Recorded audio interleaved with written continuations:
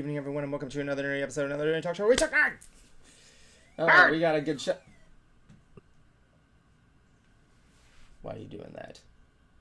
Why not? You're on notice.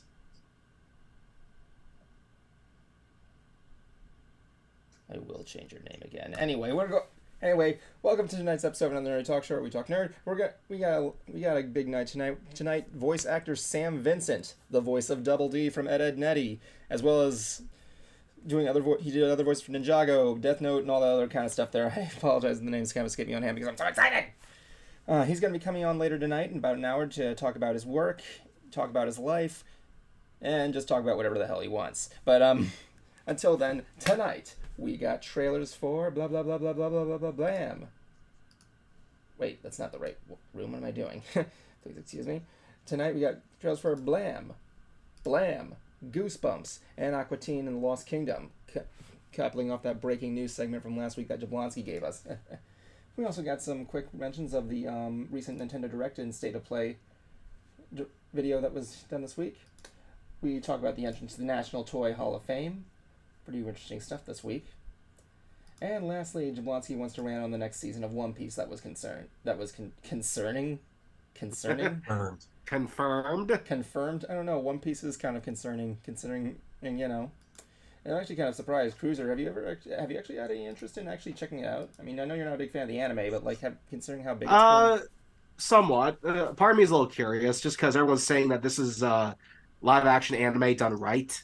So, part of me is kind of curious. I have no interest of watching the anime because it's way too long. Yeah, if you want to, Cruiser, according to Jablonski, if you want to watch the anime, you would like it. I just would go with a recap. But the thing is, you just gotta go in by saying this anime is weird.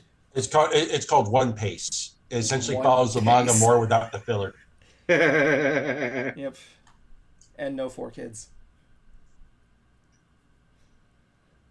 You have a cat. Yes, I always have a cat. Good old pussy. Anyway, Emma, let's go out here. Let's go through these trailers tonight. First off, we got our trailer for Goosebumps. Viewer beware, you're in for a scare?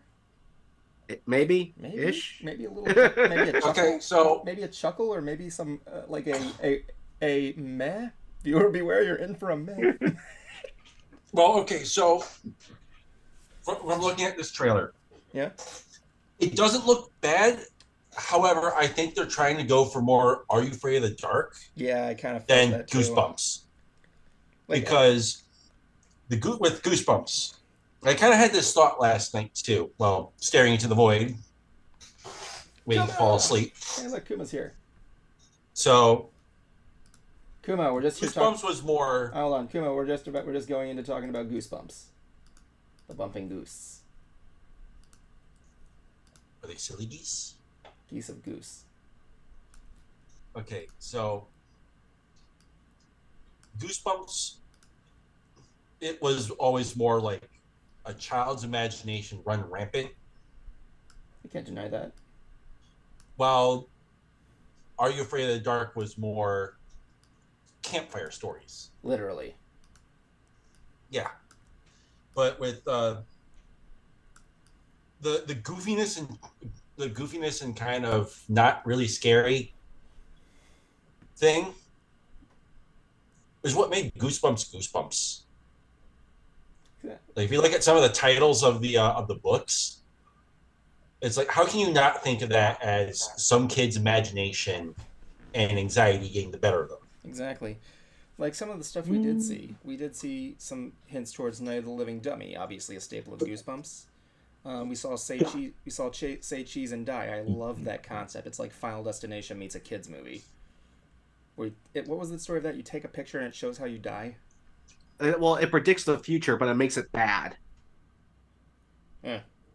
That was the actual one from the show. But what happens if you put that photo in Photoshop? Or even better, take the camera, set in front of a mirror, ditch yourself out of the mirror shot, and then take the picture. Wouldn't that be cool if they like modernized that with like a cell phone? That'd be kind of cool. I can see that.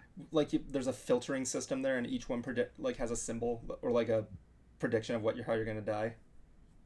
I can see it like being an app, maybe. There you go. I will say this though about it. It does have, it has potential. I'm not going to say it's bad. I'm not going to say it's good. But from what I'm seeing, the set designs, the acting, looks all right for it. It's just that mix of comedy and just goofy horror is what made Goosebumps. And I kind of feel like they're going, hey, Are You Afraid of the Dark was really, really good. Let's kind of bounce a lot of our stuff off of that and put it into this. One other thing I want to also point out here is they also did a preview for Cuckoo. I'm sorry, go on, finish your observation. It's like I kind of feel like it's trying to copy more than it is trying to enforce its identity as just a goofy, scary show. I can argue with that. I mean, I also saw they're doing one for Cuckoo Clock of Doom, which was actually a story I liked that was adapted, where the kid gets smaller and smaller and younger. Excuse me. My question is if this Disney Plus series is going to cover the most infamous one from the show, which is you know the one that Haunted Mask. There you go, the one that legitimately scared everybody. I actually saw the VHS tape to that. That's a collector's item right there, buddy. Of what? Haunted Mask. The Haunted Mask. Let's just face it. You can't deny Haunted Mask was a good one, book and movie. No, yeah, it was pretty sweet. I like how that's like the only legit one that scared the shit out of people, and for good reason too. Those effects where the masks are chasing that girl was actually kind of eerie. Mm-hmm. I gotta rewatch that shit, man. I know the effects are probably goofy, but I like how she leaves the store and yet they're still like slowly following her. Like you hear him coming and then you see him like, ah. Did you ever see the sequel? No, I didn't really have any interest in the sequel, honestly. It's basically the same thing, but with her friend, brother. I guess. Her brother. Oh yeah, her brother. Yeah, her brother. But this mask was in a way was kind of making him like, I would say it consumed him, but it made him just feel really old. Like he actually needed like a walking stick.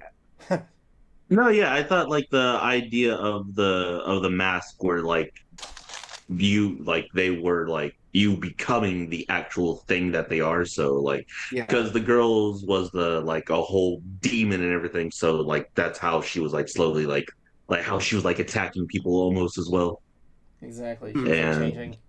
I never got her. Yeah, and like I never got one. But for her though, she was able to take hers off like in the first few times, right? Like once. Before once. Once and before it slowly. For the boy, I think it just immediately like stuck to him, if I remember. Because I don't. Yeah, it just like for her brother, it just like when he put on the mask, it just immediately started to take over. The one thing I forgot about the first movie was I'm like, why do you have your mom made that bust of you? It's probably made of like porcelain. Why the hell are you putting that on a stick? It's probably gonna break. You know, she puts like the bust of herself that her mom made on the stick. And I'm like, side note, what the fuck is your costume supposed to be? I doubt it was made of porcelain. I think she said plaster of Paris. Is that kind of? Probably, yeah. I was gonna say. I guess so. Anyway. Yeah, I was gonna say back then it had to be like there had to be like a cheap thing for it. I don't know. Her costume was kind of stupid too. I don't even know what it was. I'm like, what are you supposed to be? Someone like some sort of Undertaker, an alien? I don't know what you're supposed to be. Are you supposed to be like a creepy version of the mask? It works. I mean, yeah, I didn't say it didn't work. I don't know. But anyway, what were you gonna say, Kuma? No, I was gonna say, what year does that take place in? Like 1997, I believe. Okay, yeah, late 90s, yeah. Oh yeah, definitely. So let's move on to the next one here. The next trailer that came out here is one that I'm really kind of a blank on. I apologize. I never saw the first movie, because I haven't gotten the time to see it, and that was Aquaman and the Lost Kingdom. I actually did see that movie. Hello, Donnell. How you doing? Yeah, what did you think? The first one I heard was good. I heard it was really good. It was entertaining. Like I'm not gonna. The first, like nice introduction. Hmm. I think perhaps the best line of that entire thing though was I guess something was going down. If I remember correctly, I guess like some ship was sinking, but it was a bad guy, and Aquaman goes beg the sea for mercy. Oh, that was nice. Yeah, that was a good burn. Fucking burn. Or drowned in this case. Fucking burned by Aquaman, dude. Yeah, because it's when he's saving I think they're a mercenary group. Black Mantas. Yeah, they're first they're a mercenary group. I forgot what they're. Oh yeah, they were hired to stage that humans know where Atlantis is, or at least know something about Atlantis. So they were like sending people. The main bad guy in Atlantis was like paying humans to come and attack their people to give them a reason to try and start a war. That's a dick move. Yep. Well, yeah. Well, that's history as well too. That has been done before. Yeah, sadly it has. Yep. I mean, and yes, and so yeah, the whole idea is like Aquaman just being introduced, just saving pretty much everyone. I want to say right, except for the leader slash Black Manta's father. Yeah. Yeah. Or uncle, whoever I believe, or I think it's father. But yeah, Black Manta is back now. Ooh, nice, yeah. Yeah, I'm really who else we got here? We got Black Manta and Ocean Master will be back. Was Ocean Master in the first one? I don't think so. No, I don't believe so. He's gonna be in this one here, and Black Manta's wielding his black trident. Nice. What is Black Manta's backstory in this movie? As Donnell? I literally just said it, like where. Yeah, basically. Like, yeah, that's the whole introduction in the beginning of the movie is like establishing Black Manta as well too. Like that's who he is because I keep calling him Black Mantis. I apologize. His father or his uncle, I forget who it is. I want to say father. Hey, Nikki. His father gives him a knife or like a marine dagger, I believe, or something like that for some sort of dagger, and on it has the emblem of a manta ray. Yeah, his manta ray. And I didn't hate his form. I just think he looks weird. That's all I know. Nothing. You missed nothing there, Dirk. Sorry, go on. No, yeah, like that's the whole thing with his is that he's I think this is their version though, I want to say. I forgot what Black Manta's like actual like backstory is, but no, yeah, I believe he has a different backstory than what they showed in the movie though. Because that one, I don't know if he already Jablonski. I don't know if you've read the comics on it. I don't know if there is like an established hate between them already. I feel like I can't recall. I feel like the movie is just like trying to establish that like, hey, this is why they hate each other, or this is why they're fighting, kind of thing. Derby, you didn't miss anything. We were just talking about Goosebumps. Now we're talking about the Aquaman trailer. But yeah, what I liked about this movie is the look of Atlantis and more or less the underwater effects. The only two movies that seem to master the underwater would be the recent Little Mermaid movie and the last Aquaman movie, and I like how they were able to master the look of being underwater in the city. What did you guys think of the effects in this trailer for Atlantis as well as the underwater effects? Looks better. Oh yeah. Yeah, with Sam Jablonski where Donnell says in the comics he has two. One is darker than the other. It's definitely It's definitely a step up from the last movie. I don't know if this was in the last movie. Did you see Aquaman man on his seahorse? I don't think so, actually. In this trailer, he's riding the fucking seahorse. The guy can kill me, so I ain't saying anything. be it Aquaman or Jason Momoa. Yeah. Who's a pretty good bass player, actually. Really? Yeah, go figure. It's kind of like... Yeah, that's two people that you're afraid to make fun of, Jason Momoa and Jonathan Lipnicki. I still remember someone had like the best photo op pic, with Jason Momoa at a convention. Like he was like Jason was like, yeah, haul up on the this girl, and he has like her boyfriend away from him like this. Like, forget it, she's mine. It's funny, like that's a person we should get on the stream. See if you can track down Jonathan Lipnicki. Get him on the stream. Who's he? You ever seen The Little Vampire? Don't think so. He Stuart Little. Oh. He was the kid with the glasses. He was also on Like Mike. A bunch of He was also in the Jeff Foxworthy show. No kidding. What? You should see what he looks like now, Cruiser, because he looks like he can legitimately kill you. Even the nostalgia critic says, I could make fun of this kid acting, but considering he looks like he could snap me in half, I'm gonna say good job. Jonathan Lipnicki here. Yeah, you gotta look what he used to be compared to now. He actually looks legit buff. Yeah, I ain't saying shit to this guy. Come on, like, Jonathan Lipnicki for Ants, man. We also have the introduction of Aquaman's brother. Yeah. According to now, the second one was his dad getting killed by people and blaming Aquaman, and the first is Black Manta as a child on a boat getting essayed by sailors and saw Aquaman, but he didn't hear his screams for help. Yeah. But anyway, yeah, Aquaman is coming out on December 20th. Goosebumps will be out on Friday the 13th of October. Be there. Be a trapezoid. Viewer beware, you're in for a meh. I'm still just about. Yeah, maybe so. That said, let's go on to the next topic here. And that was this week.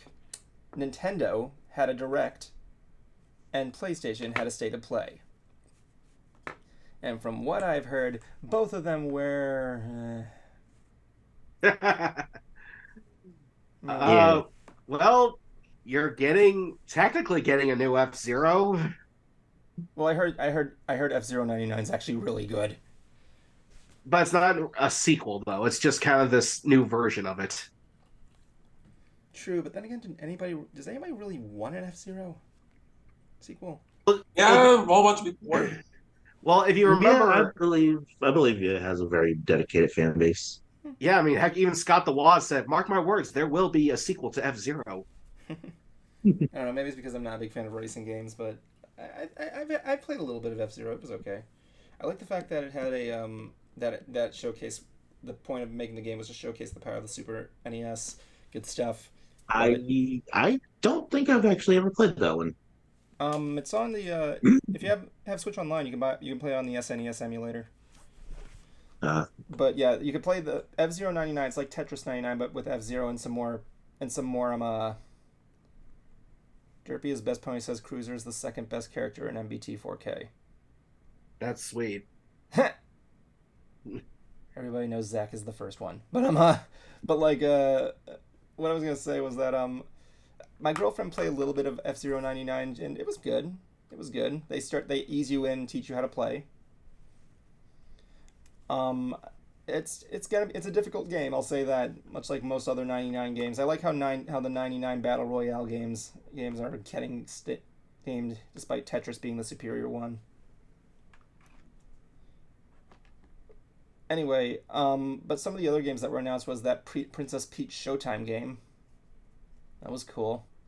There's one that I was interested in. But I can't remember the name of it. I'm looking it up now. Luigi's Mansion 2 HD. I'm like, really? So soon? Okay. Wasn't that old. No, not that. Not that either. This is gonna kill me. It was Trombone Champ, wasn't it? Trombone Champ, yeah. Detective Pikachu. Yeah, Detective Pikachu, yay. We got an More update to Smash Pokemon. Brothers with the Sora amiibo coming out, which looks good. Yeah, not bad. What? Some of the other stuff, but my girlfriend and I were watching this, and she was just Found it. what game? Another Code Recollection announced. I didn't know you were a fan of that game series. Well, I actually, when I first got that, the Nintendo DS, I was, looking up for, various games to try out for this thing, and there was one that caught my eye called Trace Memory, and it was fine for, I guess, what you could call a tech demo, like a good way to kind of display what the DS could do. And it just seemed like, okay, that's all this was meant to be. Little did I know, this thing warranted a sequel. I did not realize that. So I'm kind of curious, like, okay, that was basically like some interactive book or interactive story. So I'm curious to see what they're going to do. They even brought back the Ghost D. That surprised me. I'm like, oh, what? Like, this is back? I'm glad you got something to look forward to. Yeah, I mean, and Prince of Persia too, but I was already familiar with that brand or that franchise. Oh. But...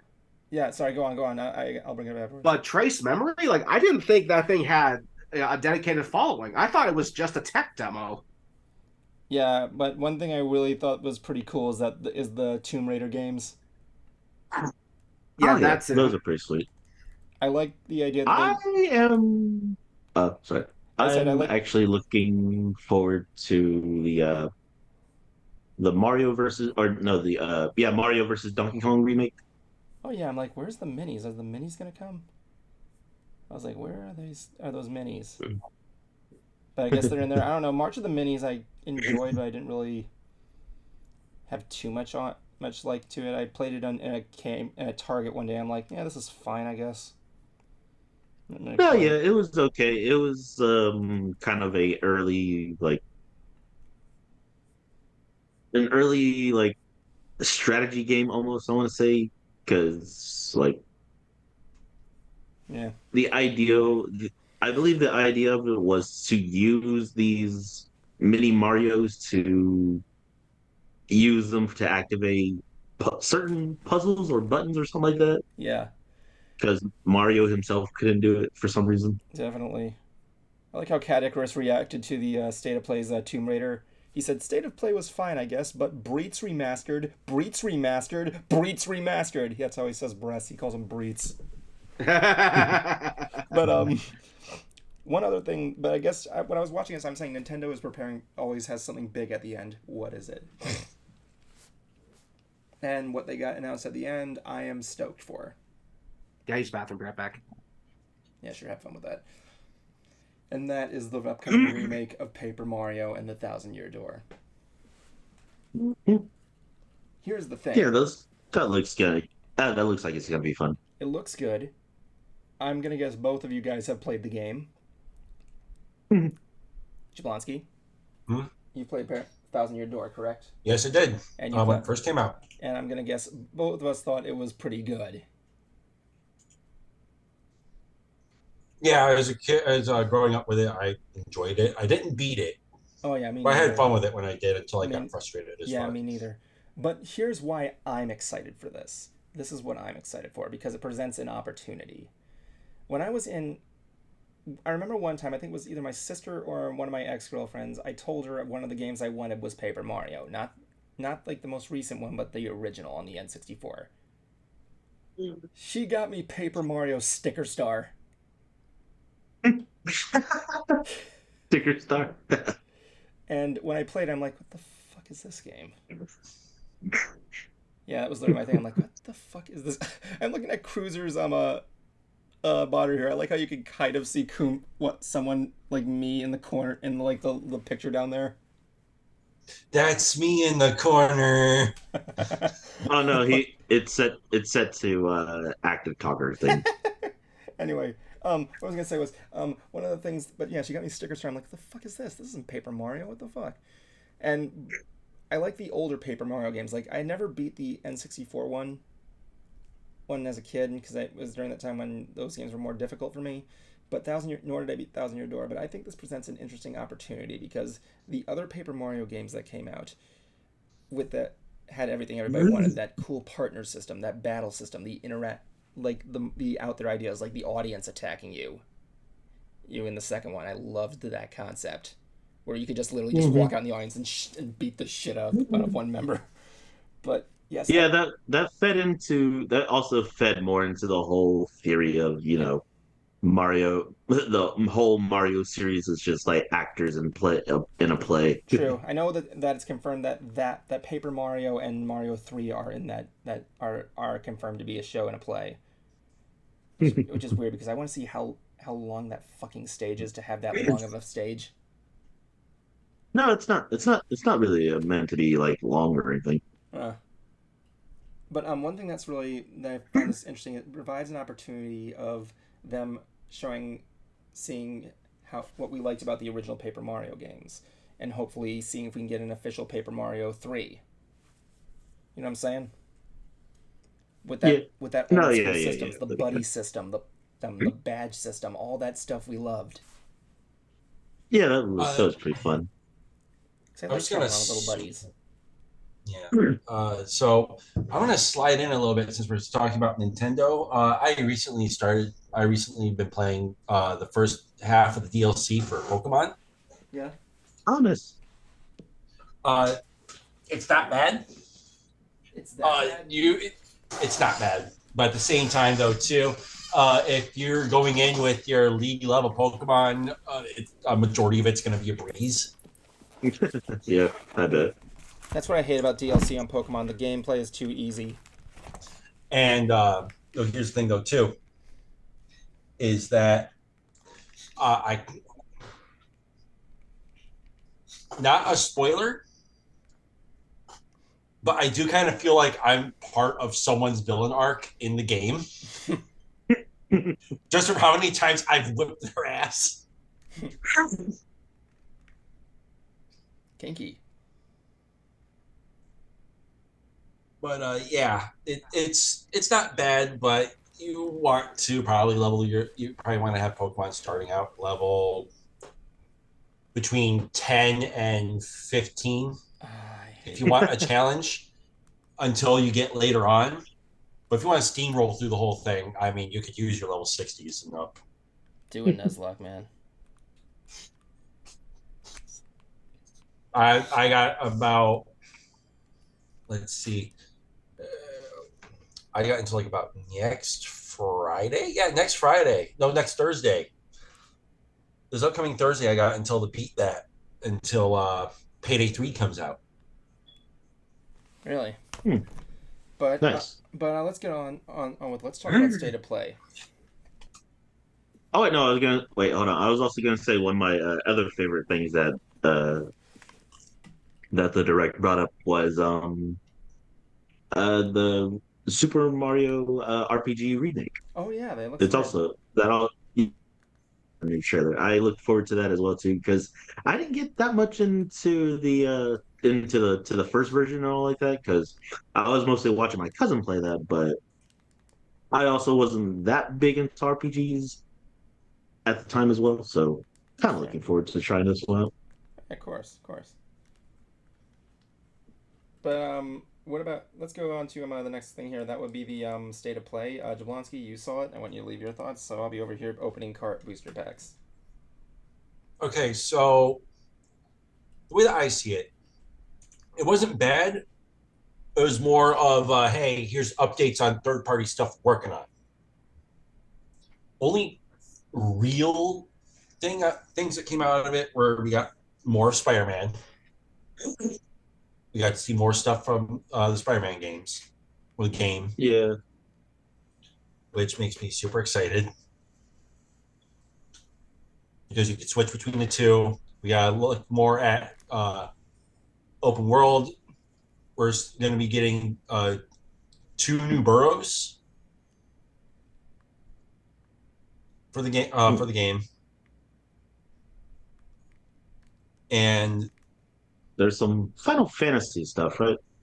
Yeah, there is. We got a release date for Final Fantasy VII Rebirth. Okay, it's supposed to be in February. It's supposed to be in February of this year. Mm-hmm.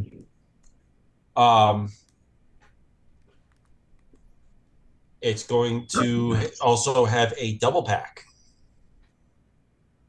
of Rebirth and Remake. Ooh, nice. Okay. And in true Final Fantasy VII fashion, for the youngins out there, it's going to be on multiple discs. For Rebirth, it's 2 discs. And if you're familiar with the old school Final Fantasy VII, it was on 4 discs. I think Remake had 2 discs as well. Oof. Yeah. So it's coming around full circle.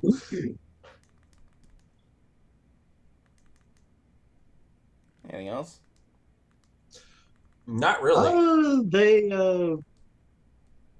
Oh, I have it on here. They're also bringing out what they're calling their Deep Earth collection.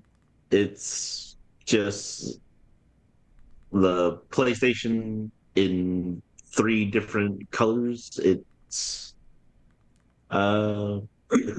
metallic red, blue, and silver. You okay, I'd say. I don't know what specifically Deep Earth about them. Because I was thinking, maybe like brown, green, sand color. I don't know. Well, seeing how we're still on the topic of video games, I saw a re-release that's coming out that I'm tempted to get physically, even though it's through limited run games. It's Disney's Gargoyles. That is getting an official re-release, and I loved the show as a kid.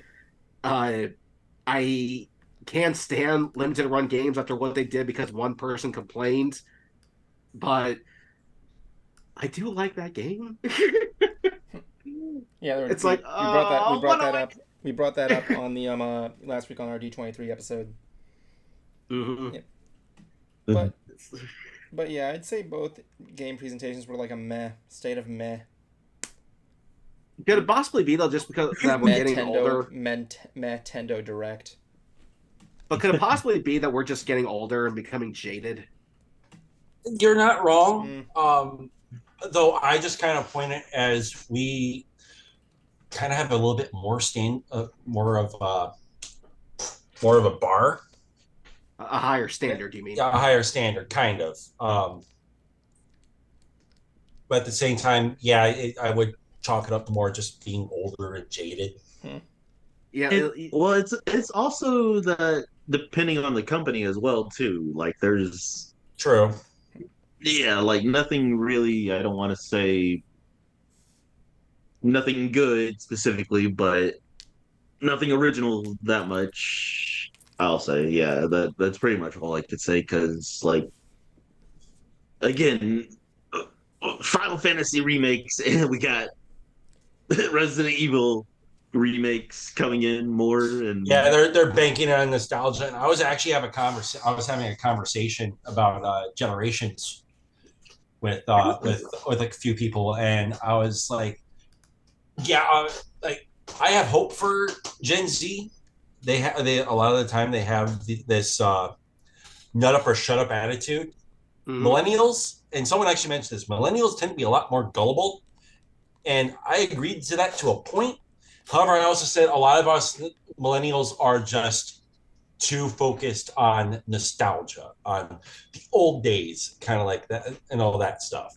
Like, you kind of notice how a lot of the stuff that's being remade, redone, all that is from like the 90s. Yeah, and a lot of people are just eating it up like mad. No, yeah, it totally depends on what the subject matter is as well too, because of how Evan talked about Yu-Gi-Oh and everything, how he's getting back into that. Yeah. I could go into a whole conversation about Yu-Gi-Oh, but I can't go into a whole conversation about the new Yu-Gi-Oh and everything after Synchro and everything. But like, I could still be happy about Yu-Gi-Oh and everything, but I'm not gonna be excited about going Yay, new Yu-Gi-Oh! Yeah, it's the same way with me and Pink 'cause, Floyd. like- I know Pink Floyd isn't technically a band anymore, but that's the best way to say it. I can respect it, but no. Why is Evan the man of a million mares? I don't even know. Do I even need to... What do you like to know? Do I even need a reason? Look at me. Anyway. Why is he the man of a million years? Wouldn't you like to know? Man. Yeah, exactly, man. Anyway. But besides that as well, too, the direct is also bringing us a Avatar, not Avatar: The Last Airbender. Avatar. No, that's that was State of Play. State of Play. Oh yeah, still play. The Yeah, Avatar sorry. game looks okay. Yeah. I saw shots of the Avatar game. It looks okay.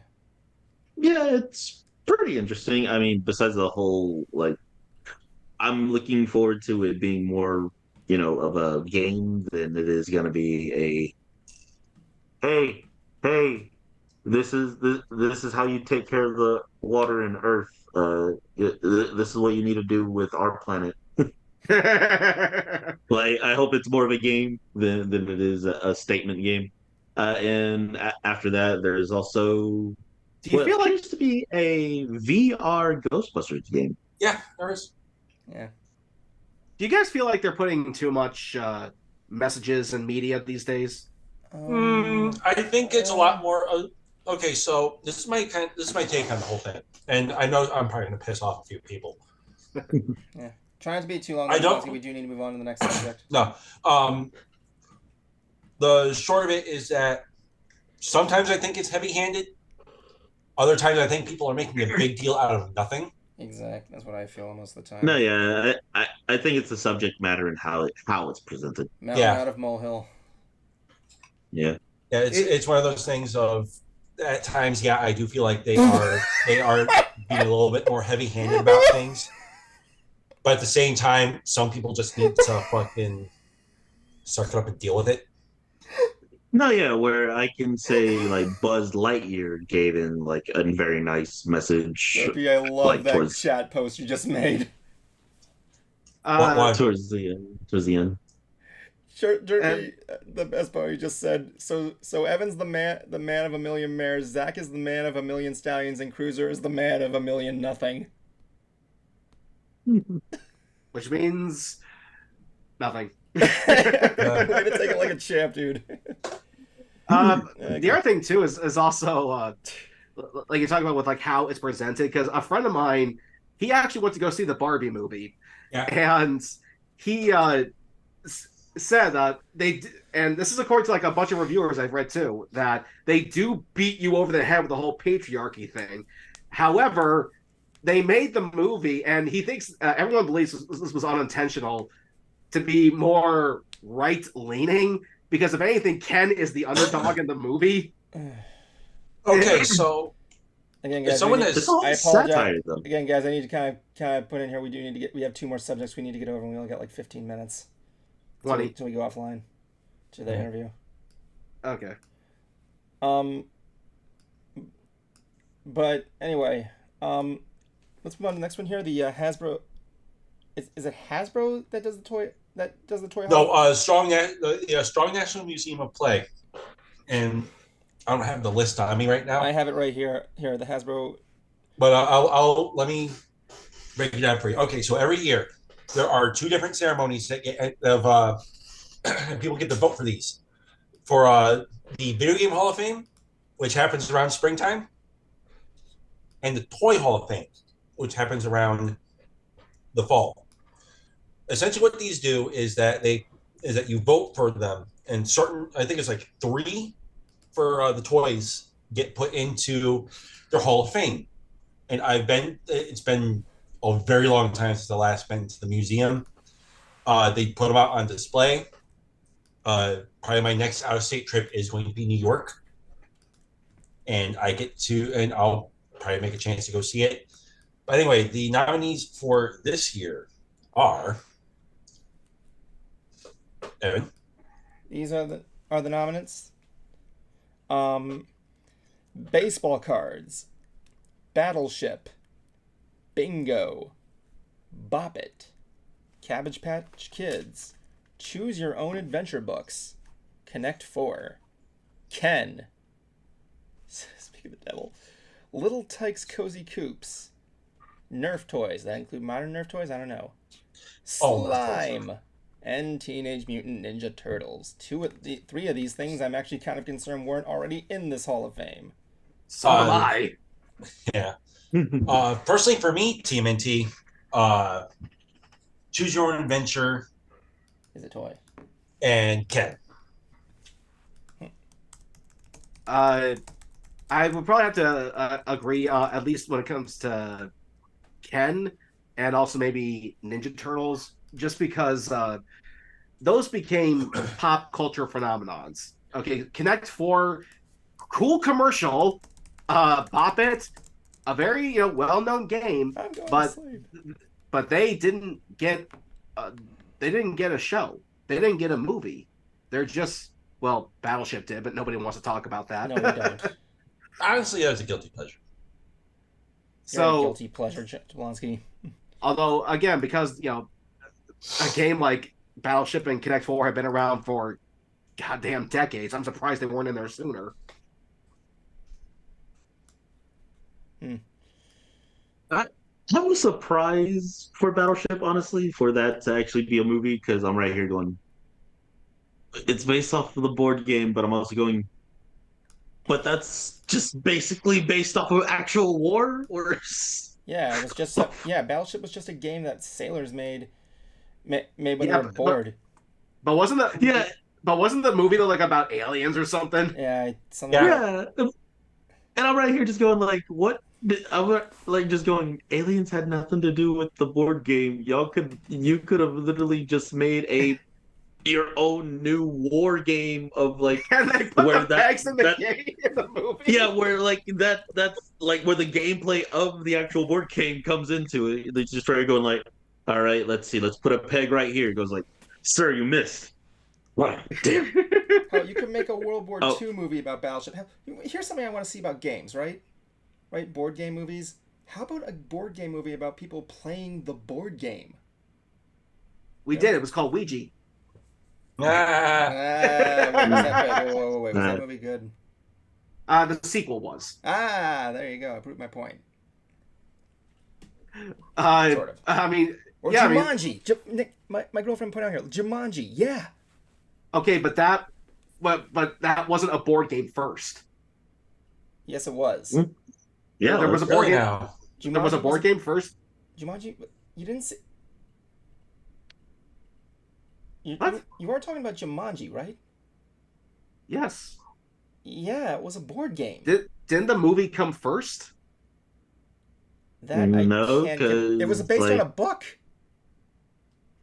Yeah, but didn't that come first? Let me see. Maybe that actually is a good question. Maybe you might be right. There was also a cartoon I remember as well too. I don't know. Yeah, I saw that. Jumanji. I don't know. Yeah, I don't know if that came out first or if that was after. I think that was probably after. Yeah, no. Cruiser was right. Jumanji board game was produced by Milton Bradley in 1995 and is based off the 1995 movie of the same name. Yeah. Both movie and game revolved around the picture book, which was written by Chris. Okay, so.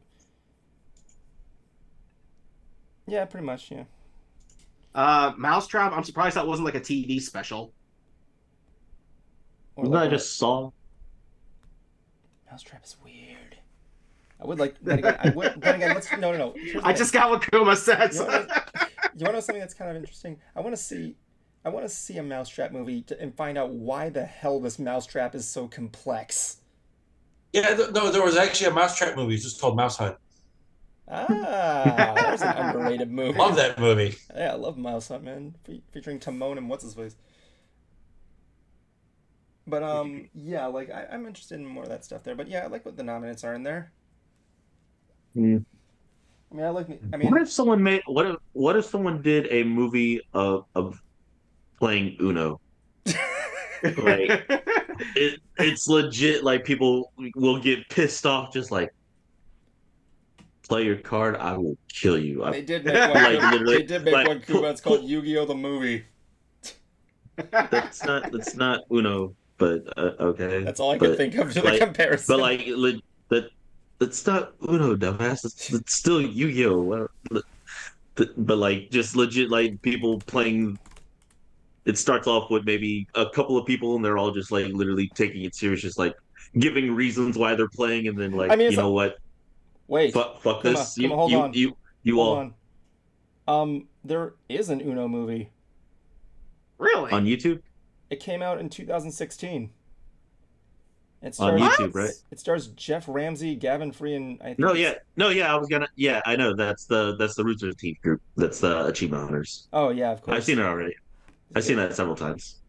That must be good. But no. Yeah, that's just them playing the like the Xbox, or not the Xbox, but the online version. Yeah. I mean, like I'm talking about legit like people like it starts off with like a whole table, a group of people, all giving reasons why they're playing. Like say like it's a high stakes game. I don't Uno. know. Until we get a movie adaptation of Game Shark, I'm going to be interested in anything at that point. Yeah, I see. But anyway, it'd be funny if someone plays like an Uno card and they get shot, and it's like, wait, what did you shoot me for? okay. It's Uno, not one.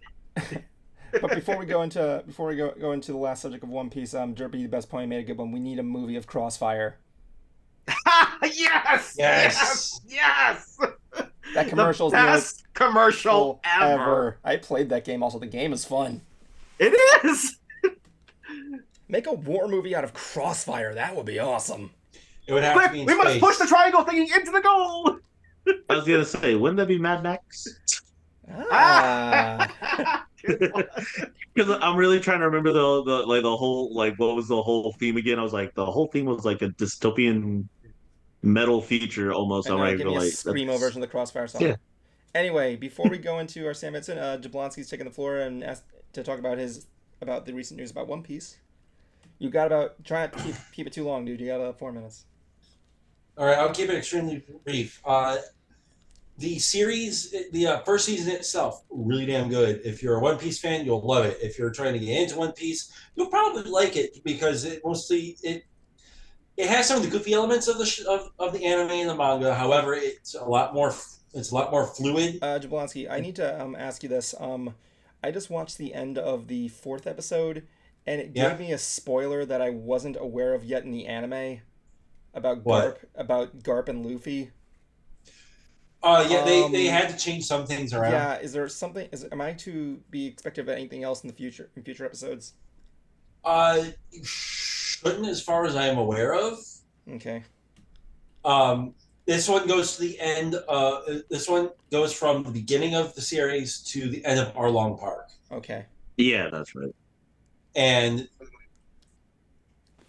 they had to there was actually an interview recently about why Garp is in there now when he doesn't show up until a lot later, and he said that if I remember the words correctly, it was that he was seen. They had to have a threat there that was constant.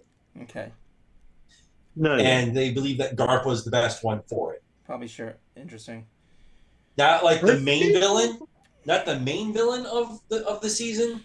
However, just something constant to kind of keep them pushed and going.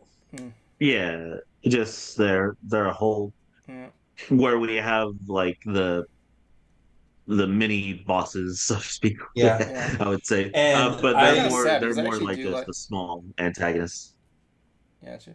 I kind of wish I like what what they did with Captain Kuro. I really wish they bring him back. I actually liked that character. Oh, I love what they did with Arlong, and I will say this much: there is a certain scene. I'm not going to say what it is. There's a certain scene in I think it's episode 7. They did it perfectly. Very little change. Here's a little bit of here's a thing here I need to ask. Hold on. Do they actually? I'm gonna without any context. Don't give me context. I just need a yes or no. Is Belmare in the Arlong Parks saga? I can't say for certain. Oh, fuck that. That's the best part of the thing. Again, that's something because I'm not... I don't follow the anime. I want to see Arlong point at her and say she's going to a dungeon. But But no, if with season 2, this gives me hope. Where chances are we're going to see Chopper. Yep. And if I think you might see Robin in this. Here's what I'm expecting. And if I want to go into there is one scene in that I want them to do. Yeah. Which is Ein's garden. Yeah. Yeah, that'd be interesting to see. That I want them to see them do it, because if they did the one scene that's be coming up in like an episode or 2 for you. Yeah. If they did that well, I want them to do that one scene with Robin. My girlfriend and I are beginning the Bernardi story, and she's really psyched to see Dracula Mihawk. But yeah, season 2. Oh, this is the point. Hell. These are the points they have to hit in season 2. Laboon, the little garden arc, which apparently I heard is a serious story that's in the story. A serious part that's in the story. Chopper, Vivi, and Robin, and the whole In Crocodile's organization. I can't remember the name offhand. Yeah, there's only gonna be like so much there's only gonna be like so much they could try and do until like we get to a whole like serious art, like I mean, there's serious no way they're events gonna in catch up several all the way to arcs. 1,000. Honestly. No, like well, of they course took not. a good chunk of episodes. They essentially took the whole East Blue arc and made them into and made it into 8 episodes, so it can be done. They're probably taking most of the important stuff and just abridging it. But yeah, they got. That's really what they're doing. They need to do Laboon because he's the reason Brooke joins the crew. I know that.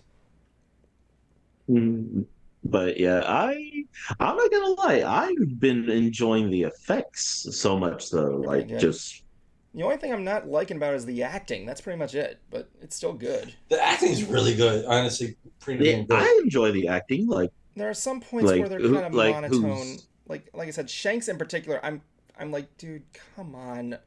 And surprisingly, I'm not the only one who's noticed that. The guy playing Shanks is not that invested in what he's doing, honestly. No, yeah. Well, I guess so. Anyway, we're going to be taking a break here, everybody, to get things set up for our interview with Sam Vincent. Please give us about 5 minutes. We'll be putting you into our screen. Are you guys excited? Oh, very. All right. We'll be right back, everybody. Stand by. We'll be right back once again.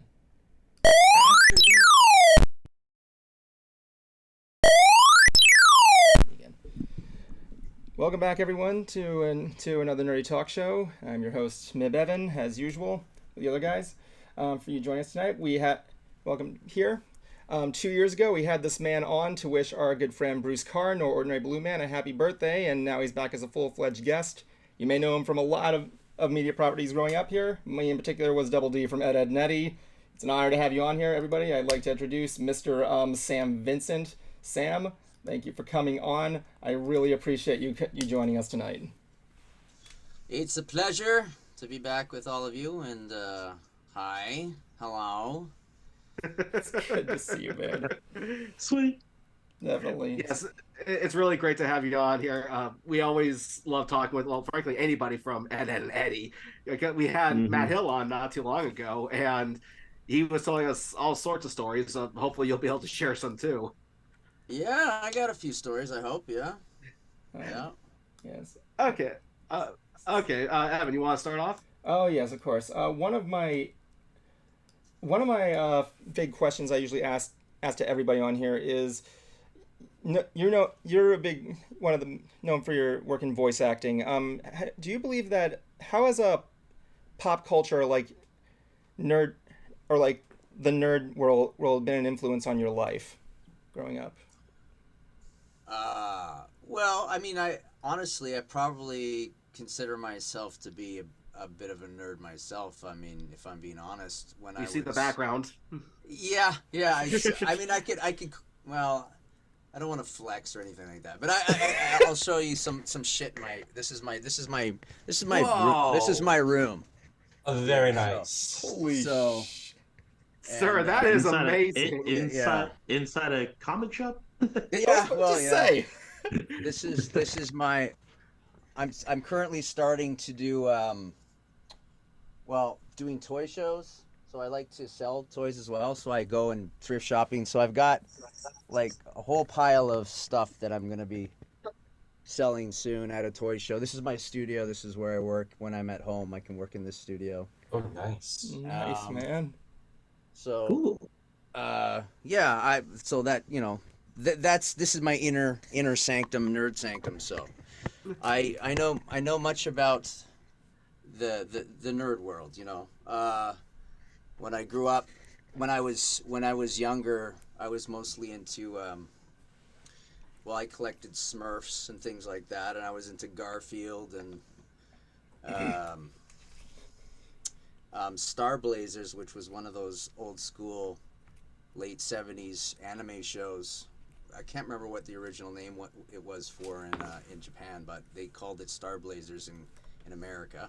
Yeah, Star Blazers in Japan. Yeah, my the office I'm in now is just completely decked out in like nerd and whatever. Yeah. They got a little 3D. I got like a 3D printer on this side that you can't see. I got Oh, nice. a little set. I got a little setup for my model kits that I build. Yeah.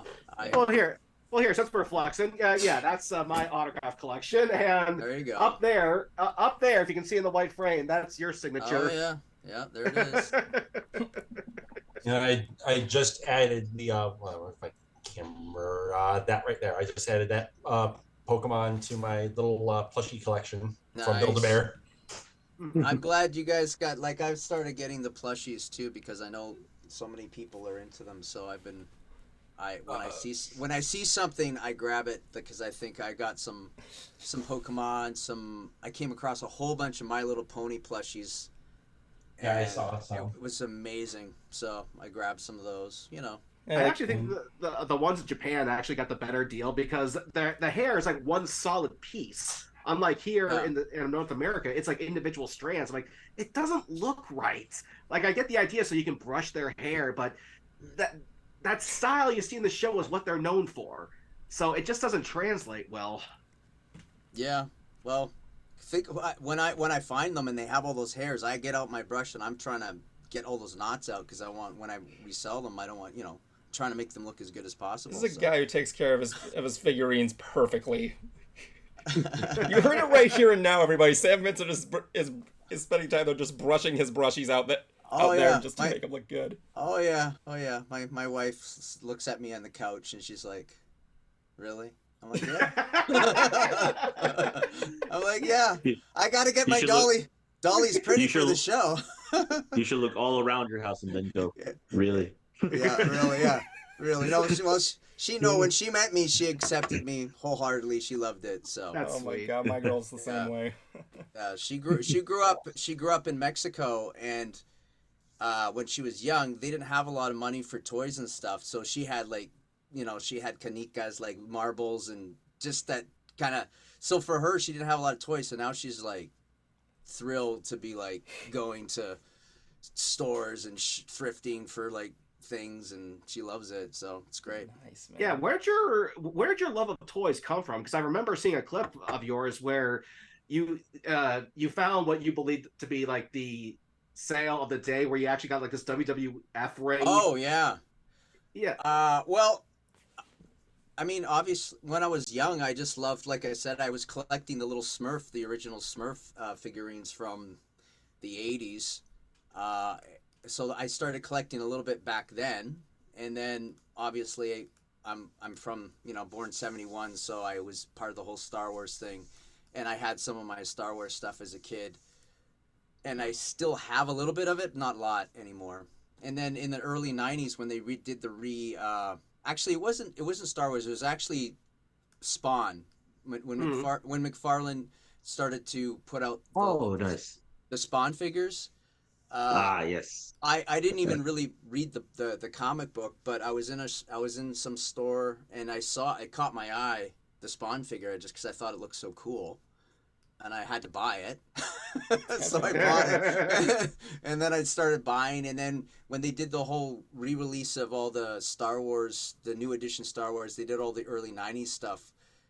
So I had to collect it, and it's really it's pretty much worthless, but but I, you know what I mean? Like it didn't accrue in value because everybody kind of got on the collecting train at that point. But I have nostalgic love for that stuff. So, and now I just kind of flipped over. I'm more into finding little vintage treasures and things like that. That's kind of what gets me going. Is more than just finding those little nugget, like that wrestling set that I found at that place, and it had a bunch of figures. I was like, I'm gonna buy this for sure. Yeah, I have to admit, like, the toys for professional wrestling were so much fun back then. It's like the huge ring, that those catapults that launch them into the air. I used to have those. I can't. Yeah. For me, once I found out I had adult money, like I could buy all the crap that I wanted. So it's like I started going nuts, and I had these as a kid. But I lost them over the years. But I managed to finally. I got the Power Rangers Zap figure.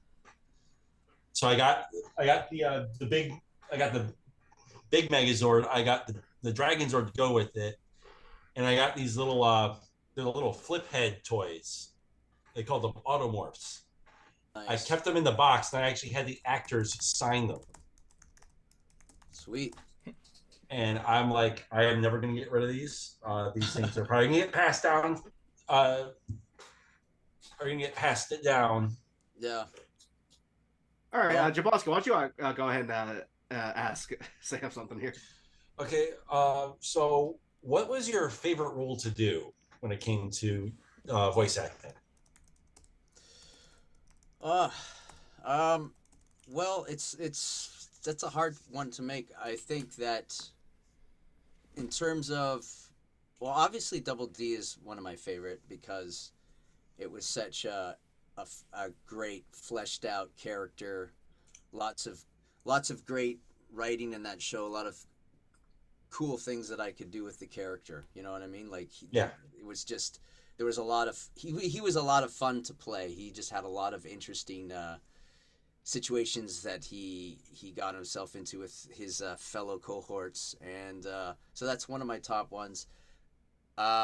Probably doing Baby Looney Tunes was kind of a big milestone for me in my journey, because it was just a chance to do 3 kind of iconic characters and not necessarily have to reproduce that, but come up with have the spirit and the character of those characters, but they were in the baby version, so it wasn't like this immense pressure to have to reproduce that actual thing, but just capture the spirit of them. So that was a lot of fun to do. So it just kind of gave you a little wiggle room. Yeah, so exactly. where you're not doing a copy of the character, but you're able to at least get like you said, get the spirit of the character, but kind of put it in your own little realm. Exactly. So that was a lot of fun, and I don't know. I've done a lot of things that I've really enjoyed. There was one character that I really enjoyed. It was earlier on. It was a company called Marathon. It's a French company, and they had this character called Martin Mystery. Oh, yes. And it started in French called Martin Mystère, and they made him Martin Mystery, and and that was a lot of fun because it was kind of like a nod. Well, the producers really liked anime, so there was a lot of anime-esque things in it. Like they would cut to some chibi character with the eyes and like stuff like that, but they would do these kind of nods to anime, which was kind of fun. But it also had a very kind of Scooby-Doo crossover with Johnny Quest. It had that kind of investigator vibe to it as well, which I really enjoyed. So for me, it was kind of an iconic show for me at the time that I really enjoyed doing. And I liked Crypto the Super Dog. That was fun to do, an iconic kind of nice, fun DC character. That was a lot of fun. And did they actually? Sorry, go ahead. No, go ahead. Well, did they have to adjust your voice in post when you were doing Baby Looney Tunes to get that baby sound? It's interesting. In the first season, they did not pitch me for. I I think they slightly pitched me for Daffy and Tweety, but Bugs was my regular. Like they didn't pitch Bugs, and I think in second season on they pitched all three, just a little bit to make them just have a little bit more youth to them. I think that's how it went. But my voice was already pretty high, but they just wanted to, you know. But even Mel Blanc got pitched on Tweety, and I didn't know that. Yeah, a little bit. Not tons, but yeah. All right, Kuma, why don't you go next? For me, I'm someone who has like a fascination with names and everything, so I enjoy whenever I hear a unique name that's been either made up or that's used and everything. One that I see from in your list that stood out was one that's called hold on, I need to find it again. It was called Professor no, Doctor Dimension Pants. Oh yeah.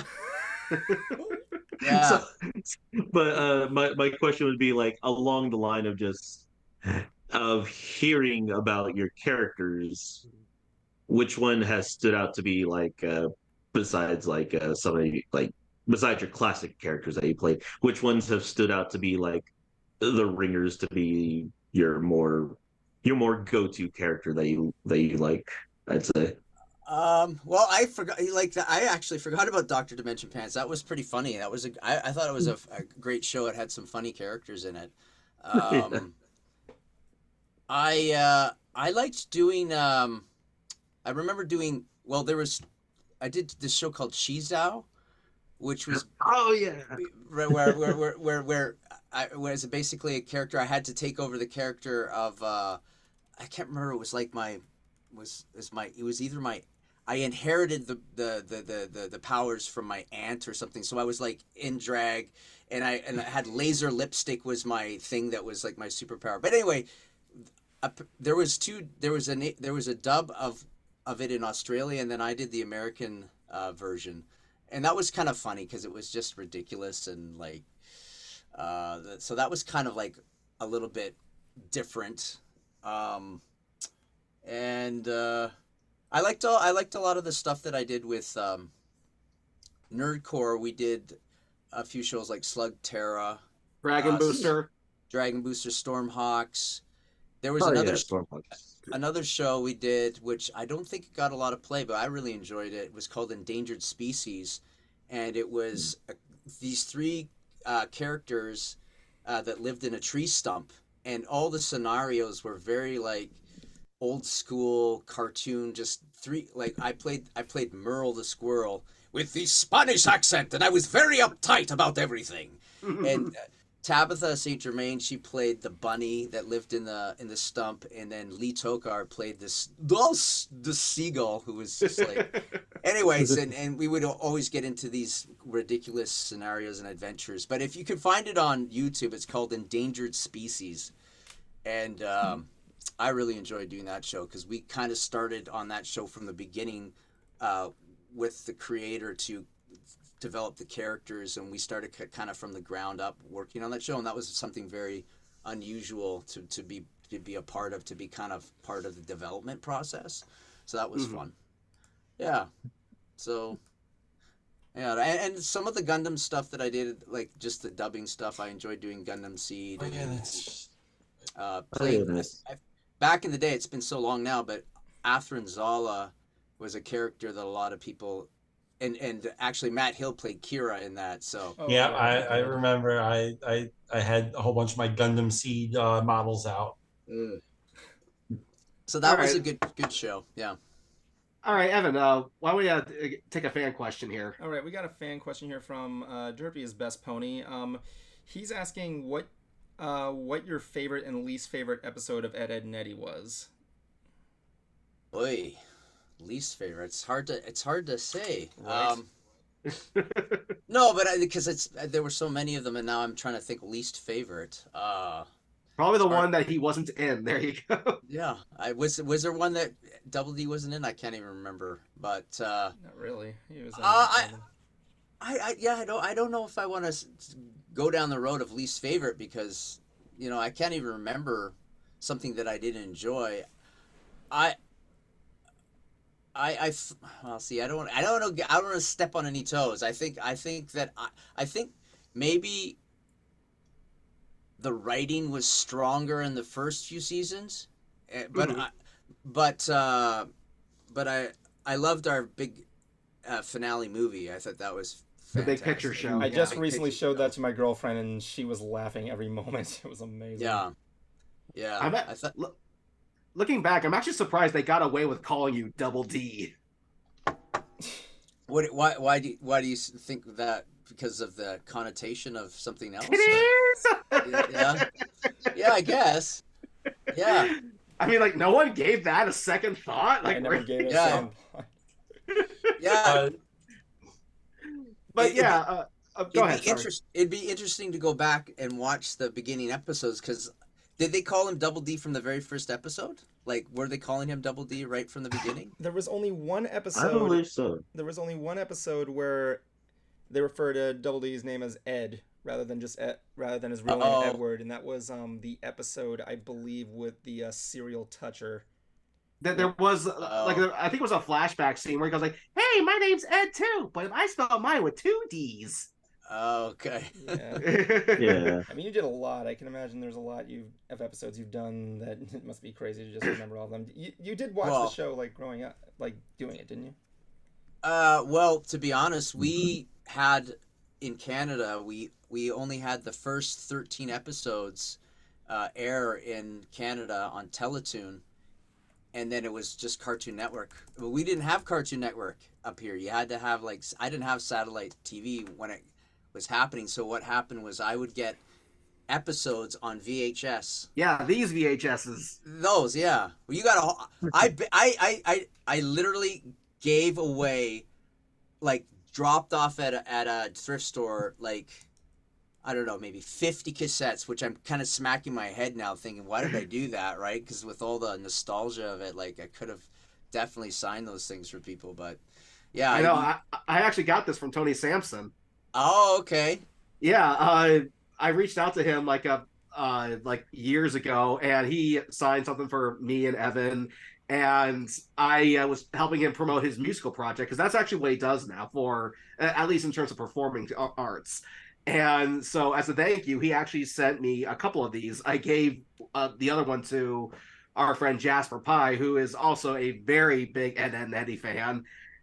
And he said, "I can't believe you opened them up. Now they're not worth much." Like, well, how else am I supposed to get someone to sign it? Like, this was signed by Peter Calamus. Right. So now I got to get you to sign it. Yeah, I have well, eventually they moved on from VHS cassettes to, they would give us DVDs, and I have some cool single episode DVDs, and it's amazing. Each one of them, they actually pressed a sticker on each of them, like of an image. So it's kind of like they're definitely, I think they would be very sought after, I think, because they're unique, and there's not a lot of them out there. These single episode DVDs with a sticker on it. I'm pretty sure they would actually get like a good penny, like at a charity auction. Oh yeah, especially if they were signed by you. I mean, it's funny because like I went to a Walgreens one time and I found 2 DVD releases of seasons 1 and 2, and they didn't release any of the other seasons, which I find fascing, honestly. Well, there actually is a series box set out now. Oh yeah, that's what I heard. Yeah, someone messaged me a while back saying, "I just got the complete box set for Ed and Eddy." I was like, "Oh," and I thought I should probably grab that. Because although there are a couple episodes missing according to Amazon reviews. Yeah. Oh really? Oh, okay. Well, most of them are there. It's I have to go back into and review all of them again, because it's been a while. So a lot of people have questions because so many people are watching them over and over again, so they know them way better than I do. For me, it's like distant memories in my brain pan of things that I did a long time ago. So, you know. Oh yeah. Well. Also, go ahead, Jablonski. I would say probably one of my favorite Double D appearances wasn't from the show. I found this recently. Cartoon Fridays. Not only that, one of them, but no. when Cartoon Network invaded Nickelodeon. Oh yeah, my yeah. God, I remember that. It was him and Johnny Bravo, like Johnny Bravo, Dexter. Yeah. They were all scared. Like, and Double D was scared to be on this other network or whatever, right? And, go ahead. From what I've heard, I haven't heard any kind of real confirmation from it, but they apparently found a way to put that on there by not putting Cartoon Network in the request name. Oh, sneaky! But I haven't been able to really find any credence to that one. Oh. But speaking of the Eds, when we had Matt Hill on here, he actually told us that working on that show, while it was fun, you guys did work for your money. Can you actually give us some examples of like how rough it was doing the show? Well, I mean, I think it was harder for. I'm going to be honest. I think that maybe Matt and Tony got a tougher ride than I did sometimes with some of this stuff. Like, oh really? Yeah, I mean, I got hammered a couple times, but I don't think I suffered as the scrutiny as much as Matt and Tony did sometimes. There were some times where it could just get stressful if it wasn't going well, or maybe Danny wasn't getting exactly what he wanted with a certain line, and the stress level would go up, and we were all kind of looking at each other going, I think we need to just go outside and, have a smoke break or whatever. I didn't smoke, but Tony needed a butt once in a while. He's like, oh, and then it was funny. It would be like, Danny would be kind of pulling on his hair, and so would Tony, and then we go out. Okay, all right, smoke break, and then we'd all go outside, and Danny would be like going, yeah, man, it's just, and Tony's like, yeah, I'm trying my best, man.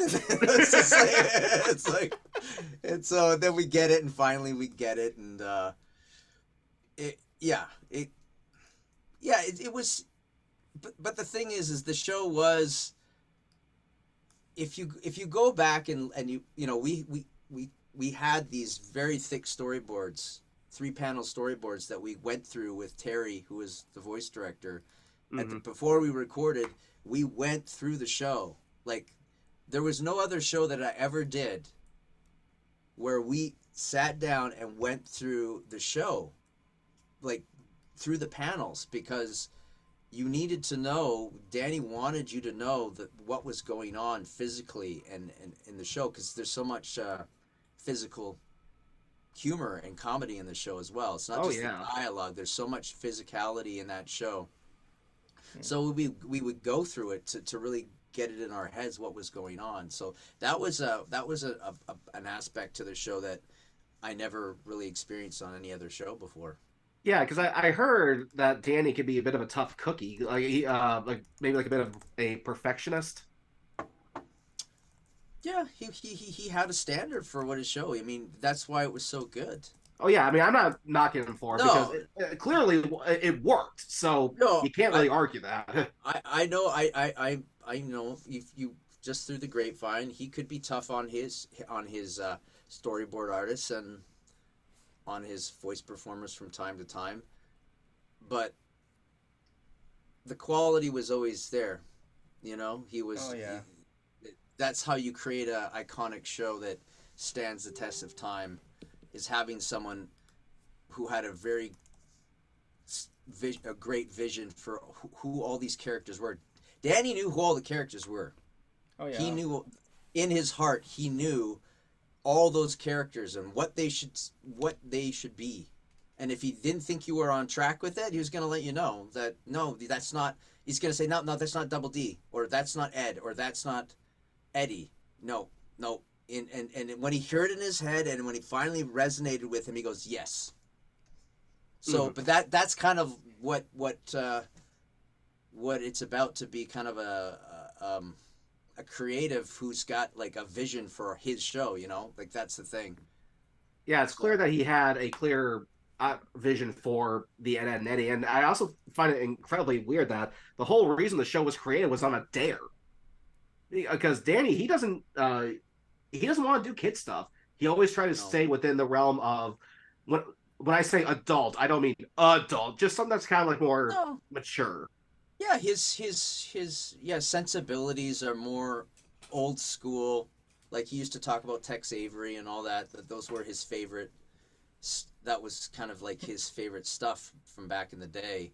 So his sensibilities were not kiddie. He didn't like that. He didn't want to create a kids show. As far as the way we understood it, it was like he just wanted to create something that was funny and relatable, and that's why kids loved it, because it wasn't like it wasn't a kid show in that kiddie way. It was something that everybody just loved. They got into it. They got it. They was like, oh, I know that guy. I know that guy. That guy's on my block or whatever. Yeah, I've always kind of summed it up as Peanuts meets Looney Tunes. That's a good way to put it. I like to say it was like My Three Stooges growing up. Yeah. But aside from Ed and Eddy, you're also famous for being in Ninjago, Master of Spinjitzu. But I know you actually took over for another voice actor. So and I've seen voice actors having to do that before. Is there like a little amount of pressure stepping into a role that was already filled? Like, do you try to make your voice sound like his, or do you try to make it your own? No, for me. There's no pressure. I mean, honestly, when Ninjago first came out, I missed the auditions for Ninjago because I was in Israel on a vacation, and I missed out on the initial audition, so I didn't get a chance to audition for Ninjago. Really? And yeah, so I missed out, and then I guess it was season 10 came along, and I got an audition. They're saying that they were gonna do Lloyd, and it was really driven by the producers and the creators of the show at the time, who wanted to introduce Lloyd as an adolescent, and he was gonna kind of have this pseudo romantic relationship with this new character called Harumi. And I think they just decided, okay, this is we kind of want to make a change here in the voice. So I just went in and auditioned, and I got it. And for me, I wasn't, because there's nothing you can do about it. You're Lloyd now, and that's just the way it is. And I know Jillian. I knew Jillian for years, so it probably wasn't. It sucks to lose a part on a show, especially something like Ninjago, which had very popular. And I'm sure there's a lot of people who are like, this sucks. I don't want a new Lloyd. I like the old Lloyd. And that's just the way it is. It's I can't do anything about that. I'm just an actor who got a part, and I'm going to try to do the best that I can. And I've had great response from people who enjoy Lloyd as an adolescent growing up, and all the seasons that Jillian did, and all that journey that Lloyd took, being kind of like a juvenile delinquent, and then having to learn to be a part of a team, and all the maturity and the growth that Jillian did with the character. Kudos to her. I have nothing to do with that, but I watched all the seasons before I joined on, and I loved it. I loved what Jillian did, with the character. And it's funny because some people say, they go, oh, why did they change the voice? So like, oh, they wanted to be like more mature and stuff. And they go, well, actually, you sound younger than Jillian does as the boy voice. And I kind of laugh and go, yeah, I don't know. It's not me, man. It's just, I'm just doing my thing. So, it's just what it is.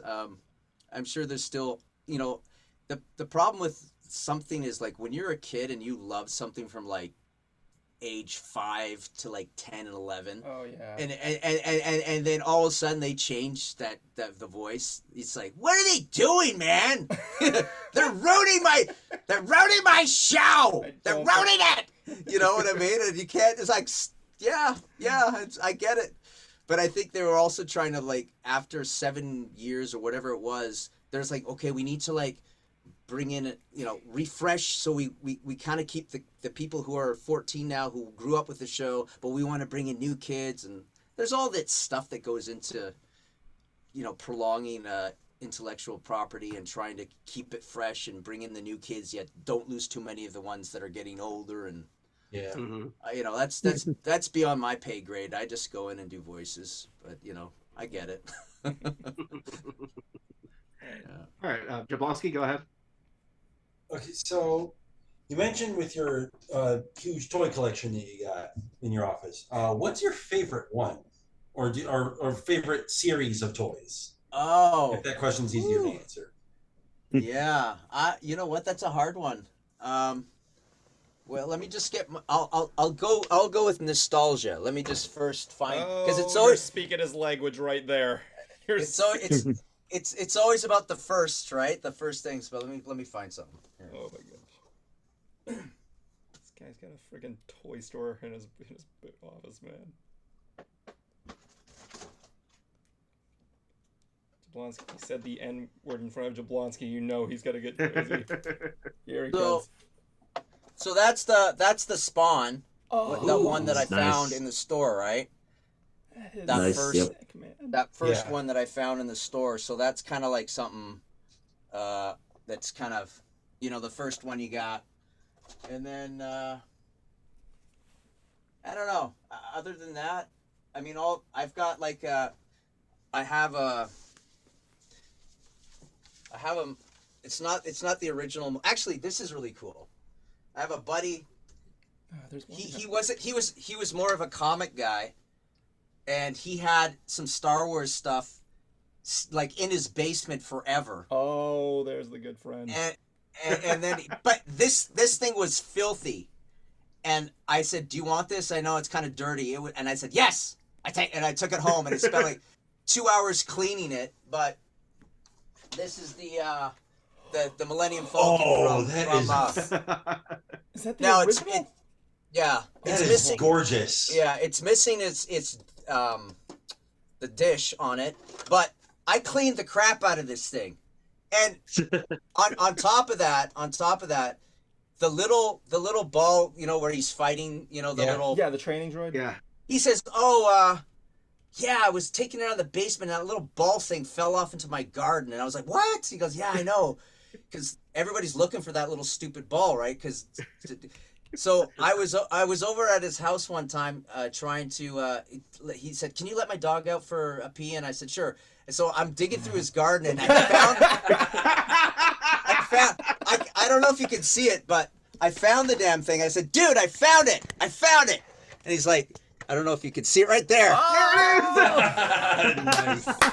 Nice. So I said, "You found it?" I said, "Yes, I did."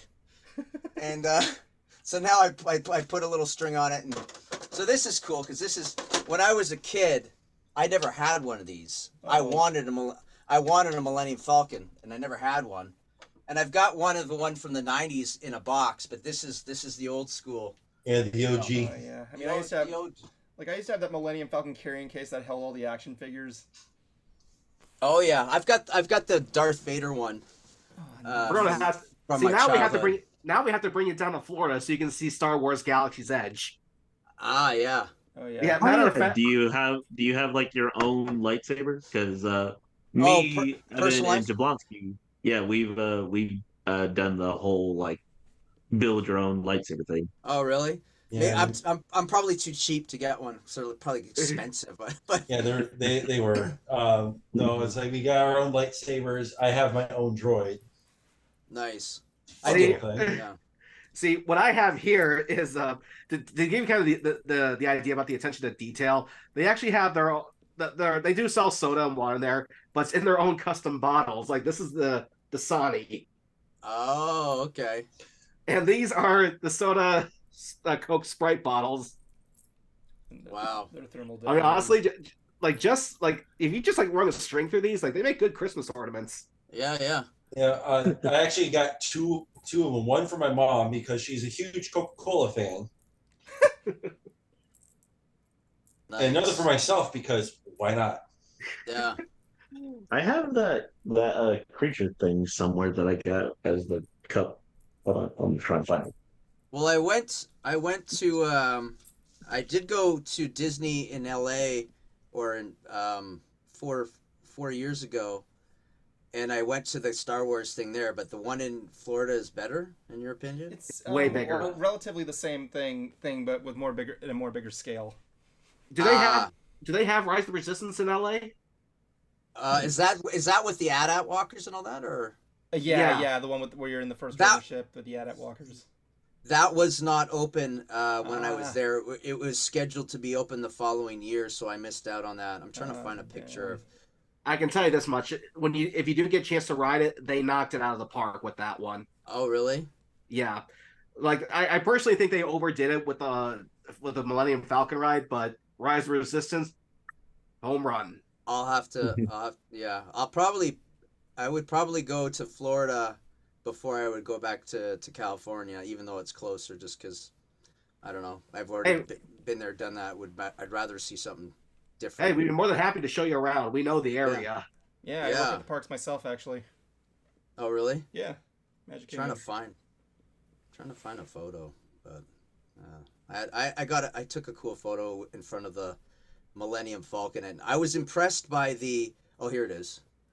I was impressed by just the lighting at night. It was so cool. I don't know if you can see that. I have yet to see it at night. Yeah, that was in front of the ship. Very nice. It's just, nice. It just looks so cool. I was very stoked to be there, and this was my little.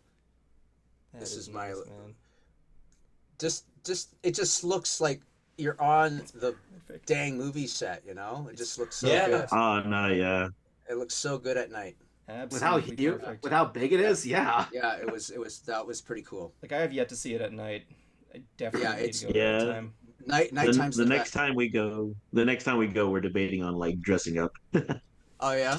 Yeah, I got actually I do have to send my lists, my Amazon lists to my soon-to-be mother-in-law because she's gonna be getting me Christmas gifts this year. Oh boy. Yeah. Recently got a hobby for collecting helmets of them. All right, Kuma, why don't you go ahead and go? Okay, yeah. From doing so many characters and like taking over roles and everything like that, which one stands out? Something that you enjoy to do? Do you enjoy like helping build up a character that's like for a new series or something like that?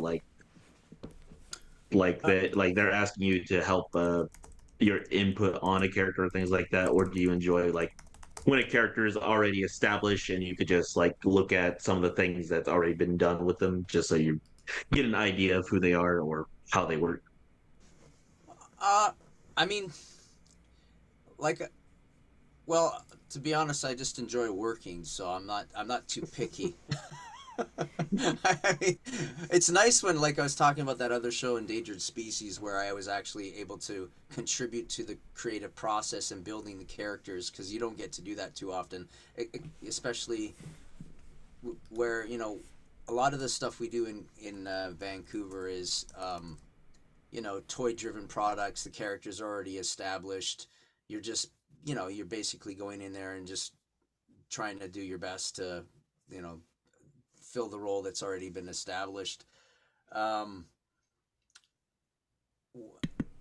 mean, going back to Ninjago, I'm glad to be part, you know, taking over at a certain age for Lloyd. It's been fun going on the journey with him, and now we're on Ninjago Dragons Rising, which is currently on Netflix, and the core cast is still there to some extent, but they're added new characters in.